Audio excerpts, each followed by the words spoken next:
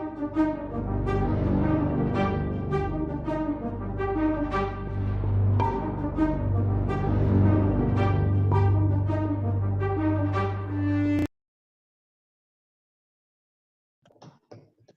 Bill, how's it going? It is going terrific. Pirate Bill has been put to bed. So many of you may have noticed that we were absent last week. I had a dental issue, so I had a front tooth break off. Thursday, I was doing our men's prayer breakfast, which we carry on Facebook Live, and I was trying to successfully keep my head turned and all this kind of stuff so it wouldn't be glaring. Yeah, that didn't work. I went back and was watching the replay. I was like, so that is gone. So we're back to normal. And so you've had an interesting week. You were went to California last week, and I was did you drive back across. Been on the road for over a week, coast to coast from Florida to California, and then California back to Florida. While you're having your tooth issue, we were actually going to do some shows from the road, and I called into Bill, and Bill's like, "Oh, I'm missing a tooth." So we didn't do the shows from the road, but I did bring back some information that I wanted to share. But first of all, welcome to the Investor Guys Podcast. This is the Investor Guys Podcast. I'm Kevin Mills. This good-looking pirate guy here is Bill Barnett.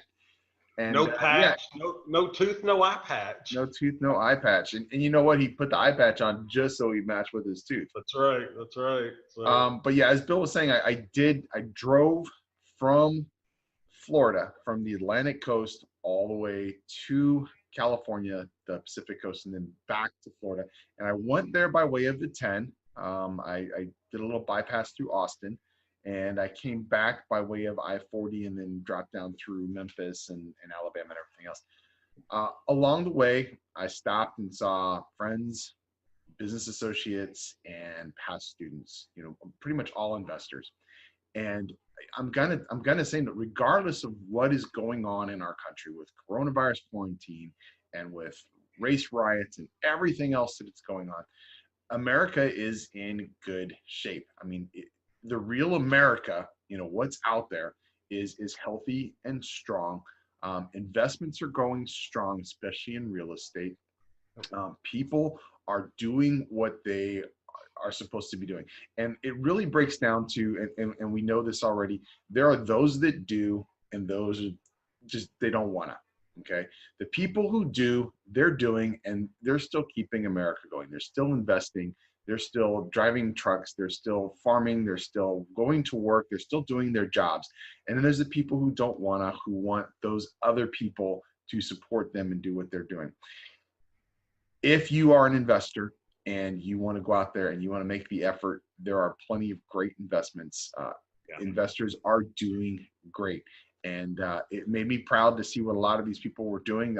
Former students, buying large buildings, buying even, strip malls and everything else. And it was exciting to see. It was fun to see. And it made me feel good to have been a part of it. I had a guy that I'm really close to, and I have been for, gosh, it's funny. We were yakking the other day. Mark Victor Hansen, the co-author of the Chicken Soup books, Mark and I were yakking the other day, and he said, "My gosh, I've forgotten how long I've known you." God, so we've known each other, like 20 years? I said, "Mark, we met each other in 78. He's like, "Oh my God, you're old." And of course, Mark's older than me. But Mark said something that to me, he and I rarely have a conversation that a great business idea doesn't come out of it somewhere. And so we were talking about COVID and how that it's not going away. And even if it does, the reaction to the flu is going to be very different from here on out. And he said, I thought about you the other day, and what I want to suggest to you is take a look at creating a kind of a safe zone for elderly Americans, the baby boomers, looking at either like an assisted living apartment complex, or even just an apartment complex that's not assisted living, but is just when they rent it, it's certified safe, that particular apartment, which is easy to do and not very expensive, by the way. And then maybe you have a nurse or a doctor on call and a nurse that's there or something. And I've been looking into that because I've got friends that I've helped establish the assisted living facilities that deal with nonviolent criminals in one case, but multiples that deal with either alcohol or drug. Wow. And the numbers on those things are crazy. Not only is it a great service, but the numbers are just nuts. Yeah, I actually helped not only set up a couple of those, but I helped someone set up a 501c4 for their they call them sober living facilities. And he actually used a line from the Bible that said, "Consider the lilies." That was the name of his 501c4. Great money, but the things to consider about that are your placement. Okay, a lot of those end up in neighborhoods, and the neighbors are very unhappy with.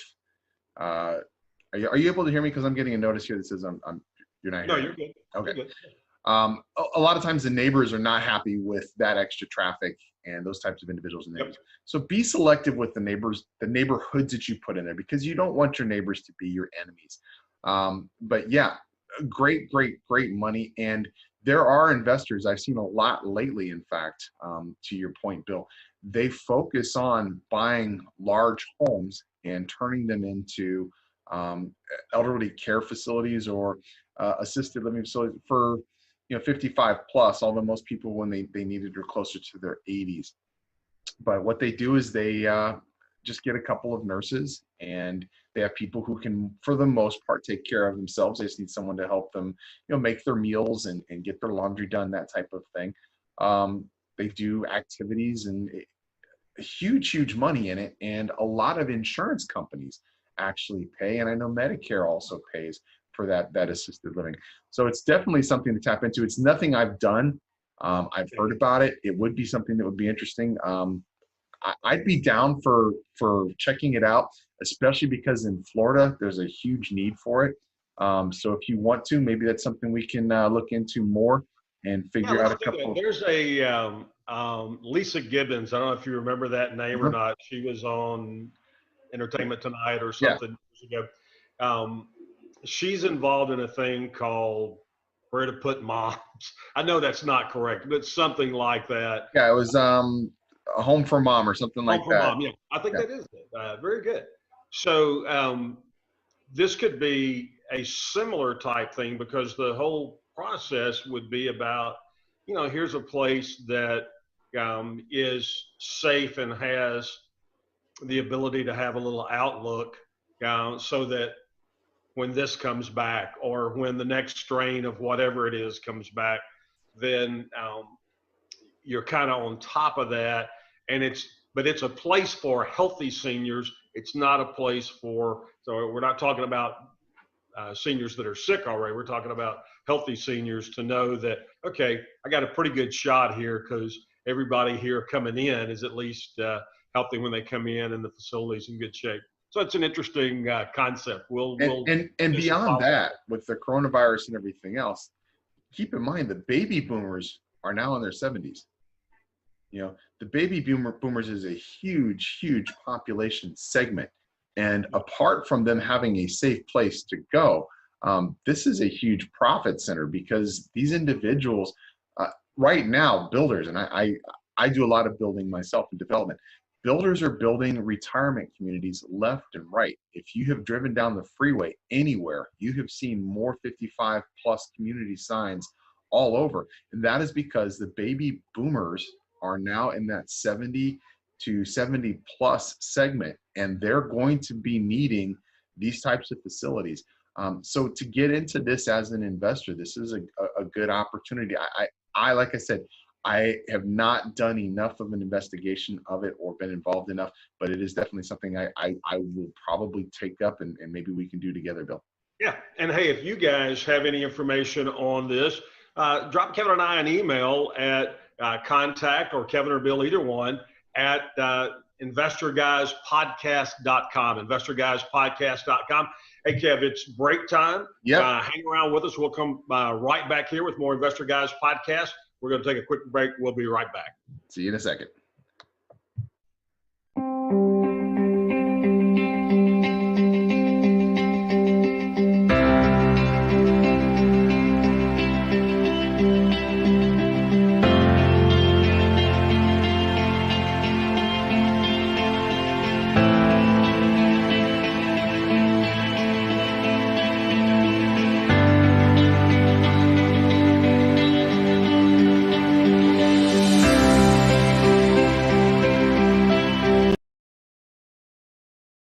Are you dumb enough to be rich? Well, are you? Bill Barnett's critically acclaimed book, Are You Dumb Enough to Be Rich, is a personal account of Bill's own journey to becoming a real estate investor. In his book, Are You Dumb Enough to Be Rich, Bill shares his experiences, insight, and advice in a well-written, easy-to-follow account that gets investors thinking and acting. Find Are You Dumb Enough to Be Rich on Amazon and other outlets, or purchase your copy directly at www.investorguyspodcast.com.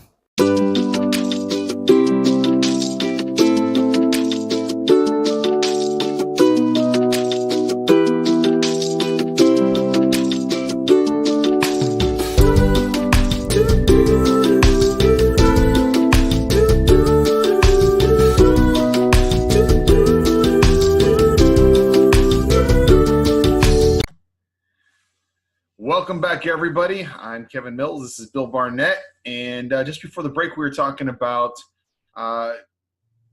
elderly care facilities as a burgeoning investment opportunity.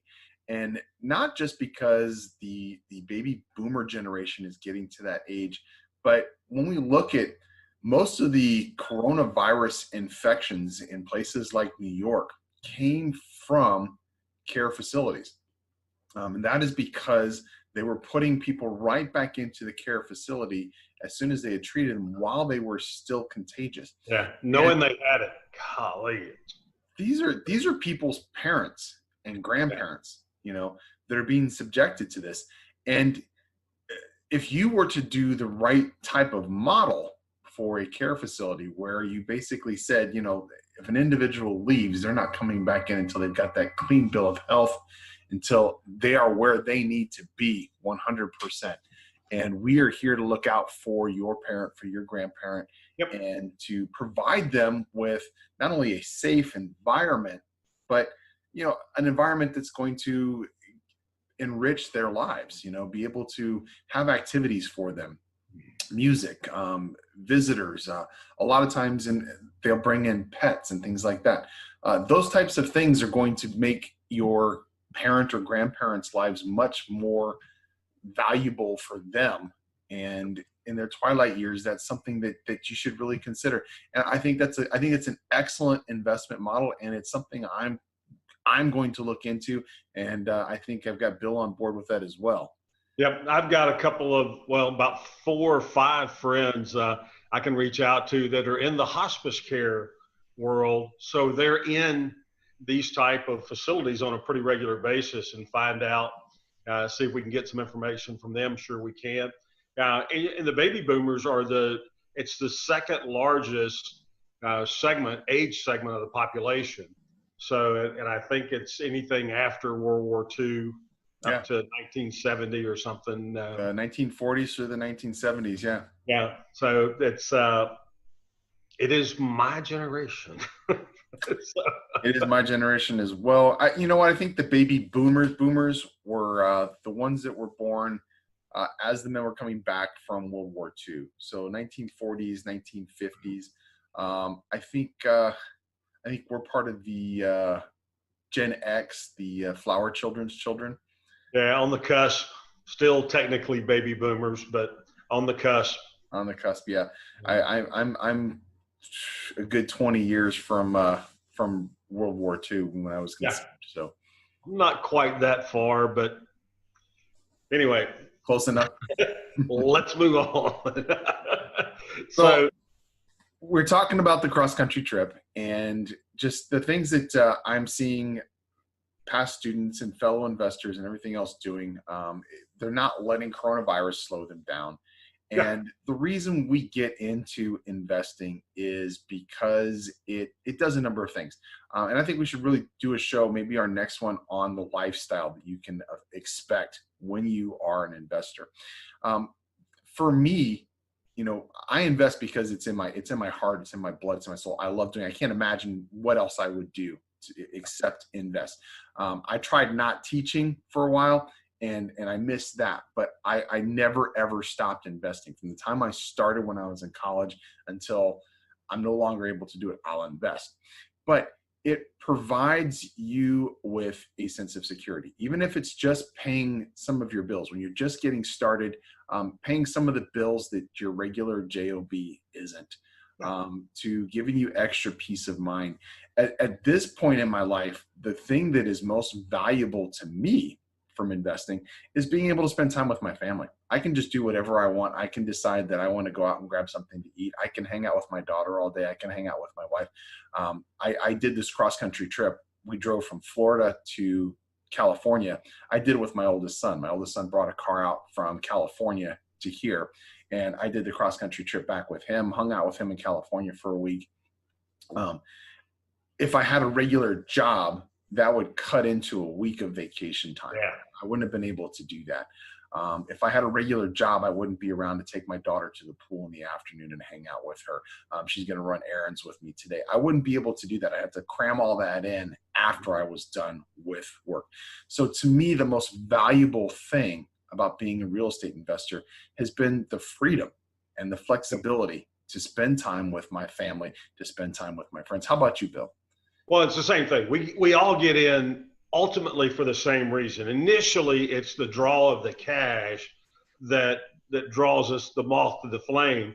But the real victory in being a successful real estate investor comes from the freedom. That's ultimately what all of us are looking for. Once we get over just a hump or two, and look, for most people, it doesn't take doing 10 houses a year on a flip or having 50 rental units in a year to get to a freedom standpoint that really makes a significant difference in your life.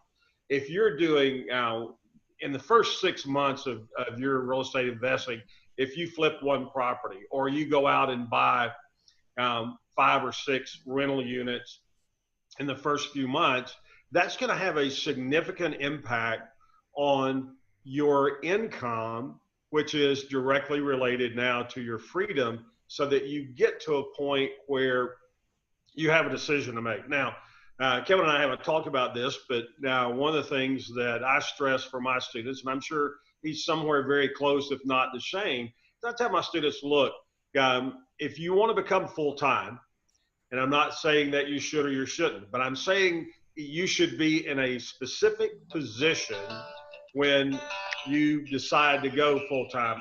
Sorry about that. No worries.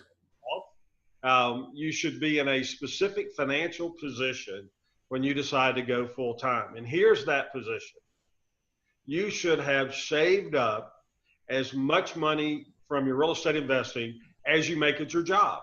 So if you make $75,000 a year at your job, or $100,000 or $150,000 or $50,000, whatever it happens to be, you should be able to accumulate that amount of money from your real estate investing and have it in the bank, not have spent it. You got it in the bank. Then you have an educated decision to make. Do I now I know what it takes from a real estate investing world to replace my income. If I leave my job, I have 1 year to make sure that I've got enough deals done that my income doesn't stop, doesn't go down, that it actually grows, and in most cases grows significantly.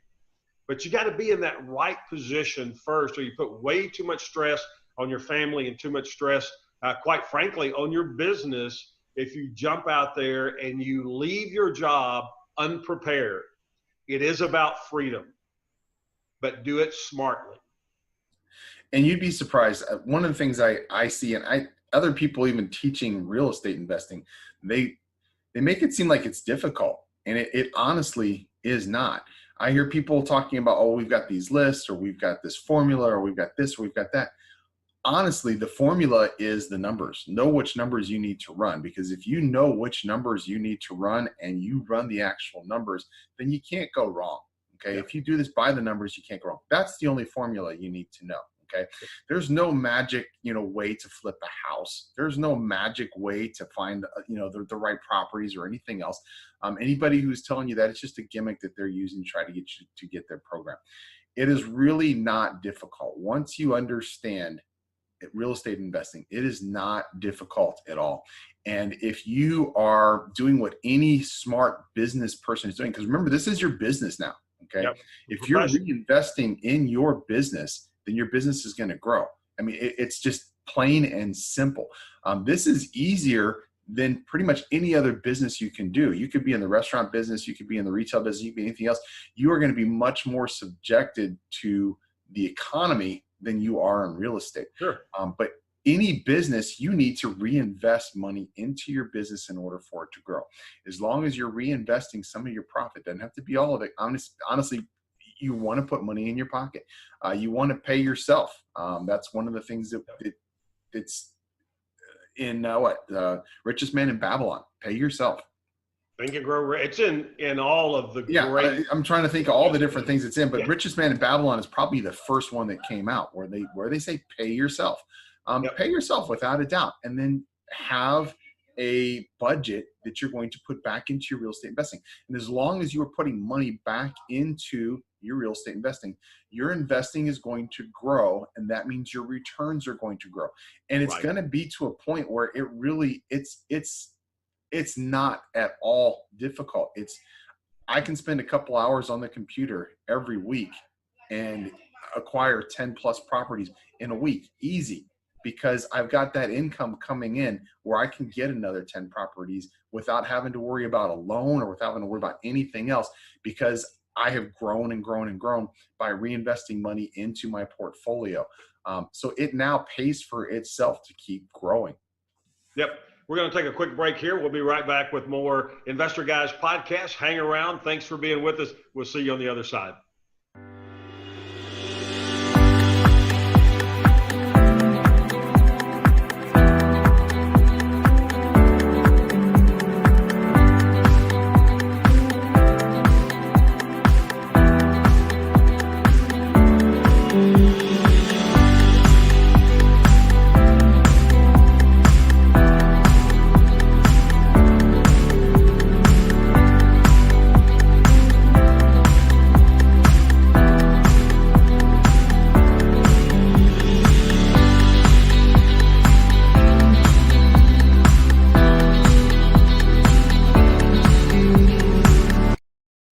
Are you dumb enough to be rich? Well, are you?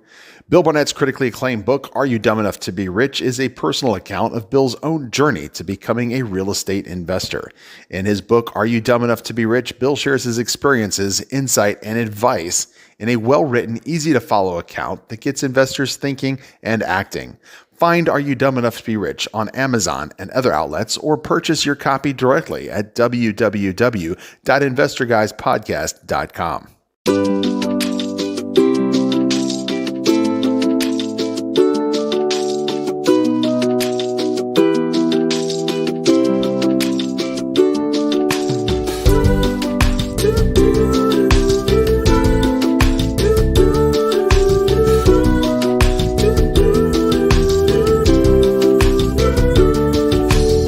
Welcome back from the break.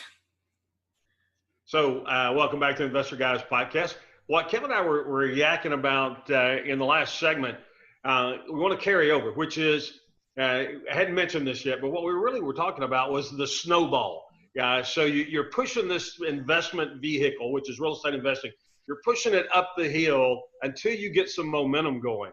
And now where Kevin and I are in our investing life is you go up the hill and then you have a tipping point. And when you hit that tipping point, then as long as you don't get in the way, this thing's going to take off on you. And that's where you want to be. That's where the freedom really starts to come in. The freedom from a lifestyle standpoint. We mentioned earlier, we're going to do a lifestyle show in an upcoming episode. We're also going to have where you get time freedom. And so what do you do with your time? And if you're trapped in a 9-to-5 job, you want to have the ability at some point to have control of your time. Now, most people think that happens after retirement. Well, why not do it before then? I've had basically 2 jobs in my entire life that weren't real estate investing. So are connected to real estate investing in some form or another. And I didn't have them very long, relatively speaking. 10 years was the longest. But from the time that 97, when I went full-time real estate investing, so from that time forward, about, what is that, 25 years or so, from that time forward, 23 years, my time is my own. I'm a much tougher taskmaster on me than any of my bosses ever were. But here's the reward you get. If I want to do those things, like today, both my boys are out of school. Bryce, my 18-year-old, is out for real. And then Pierce is he's in summer football workouts. So I had an opportunity to be able to take him to his football practice this morning. They do early to escape the Texas heat, but they're still going on, and it's nice to be able to do that. To just run up to the school and pick him up when he's done, and have that freedom. I was down in Orlando recently, and Kevin and I got to spend the day together, and I had a chance to bring his daughter with him. She is Charisma is so cute, dude. Thanks. She's 2. She is 2, 2.5. And it's funny because she knows that I do a show with Uncle Bill. So she'll whenever I say I gotta do the show with Uncle Bill, she knows exactly what I'm doing. So we're going to have to, she's going to have to make an appearance one day. So everybody can say hello. But those things, just being able to know that, hey, we're going to meet for lunch. Well, it turned out to be about 3.5 hours or so. Easily could have been longer, because neither one of us were required to have to be anywhere to do anything because of the real estate investing lifestyle. And it actually ended up running even longer, because as we were walking back to the parking lot, we got stuck in a torrential downpour. So we ended up going somewhere else and having drinks and dessert. Yep. But that kind of flexibility that Bill's talking about, that is invaluable. You talk about like remember the old MasterCard or Visa or whatever it was, priceless. Having that kind of time to spend with your children, to spend with your family, to spend with your friends, you can't put a price tag on it. And I mean, I've been sending pictures back and forth to Bill this last week, because one of the reasons for my trip to California was to put some of my cars into storage. And I'm a car guy. I've got a bunch of old classics and exotics and everything else. And yeah, it's great to be able to get those. It's great to have boats. It's great to have all those other things. But the thing that you cannot put a price on, the thing that you can never go out and buy again, is missing time with your children in their childhood, missing time with your parents as they get older, missing time with your family. Those are things. I love my cars, but I could sell my cars and go out and buy another one if I needed to. I can never, ever, ever get back time that's invested with my family. Yeah, and I'm we're gonna dip into a kind of a little preview here of the lifestyle show, if you will. One of the great things that has happened to me in the last few years, this year is the first year that my youngest, who's 14, he's now solely into school ball, baseball, basketball, football, all done at the school level in high school. So he's away from dad coaching, but the last 7 years, I've had an opportunity to be able to coach him in baseball. And then 3 years ago, we started a select team. So there was, we had 2 years that we had 4 teams going at a time going through the course of the summer. And I was coaching all of those. And it was just an opportunity. It took a lot of time and it took some cash, but it was the time. A lot of people could have come up with the money. It wasn't that big a financial deal. And we did it where we paid for everything and didn't ask the people that we invited and tried out for the team to pay for anything. So that made us a little different than most of the select clubs. But it was the time to be able to go out and practice 2-3 times a week, practice a couple of hours, hour and a half, 2 hours at a time. The setup time, the cleanup time. We do tournaments almost every weekend during the summer. We do 10, 12 tournaments a summer. And, those, you don't know how long those are when you start. It depends on how well you do. A lot of those tournaments, we'd end up playing 5 games, and 5 games in 2 days.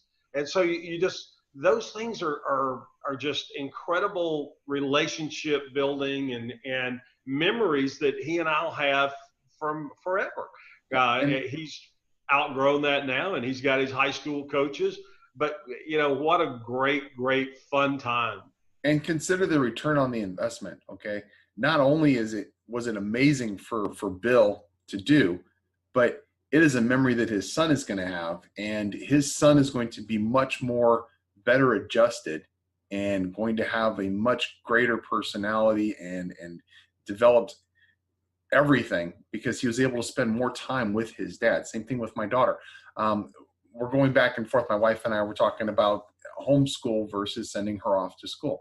And I personally feel like I would rather have her around all day and homeschool her, partly because I'm selfish and I want to be able to spend that time with her. But I think she will benefit greater from being homeschooled.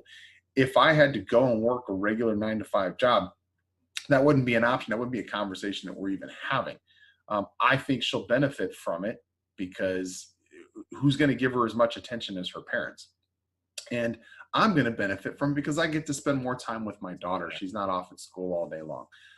We'll still have to figure out something for her for socialization and everything else, which is my wife's big concern. But my point is, and Bill's point is, when you have freedom, it's crazy the choices that you have that are the dilemma. A lot of people who are watching this, their dilemma is, how do I get off work early to go see my sons play? Or how do I get off a week in order to go on vacation with my family? Those are not the same situations that we have. Our situation is we've got so much freedom. How do we use this freedom, for the best benefit for ourselves and for our family? And that's where you want to be, regardless of having the security to know that your electric bill is going to get paid, your gas bill is going to get paid, your car payments are going to get made, your house payment is going to get made. Having the ability to spend time with friends and family, that type of freedom, that type of relief of stress will just blow you away. Yeah. Well, and look, we're not trying to brag or show out to you about how great things are with each of us. We're telling you that so that you understand this is within your grasp. This is not easily within your grasp. Yeah, this is not winning the lottery. This is, hey, you know what? And I say this all the time. The real estate investing business is a very straightforward business. It is a simple business. And if you will take some dedication, if you'll take a few hours a week, 8 to 10 hours a week, as a brand new investor, you can get out there and we can show you how to turn that into 2 or 3 or 4 flips in the first year. We can show that how to get 10, 15 properties, rental properties in that first year, how to tie those together. So if you're out of cash and credit, how you can use a flip to springboard your buy and hold for rental property, and start to build a portfolio for yourself and your family that allows you to have, one, the time freedom, also just the things that you want to give your kids.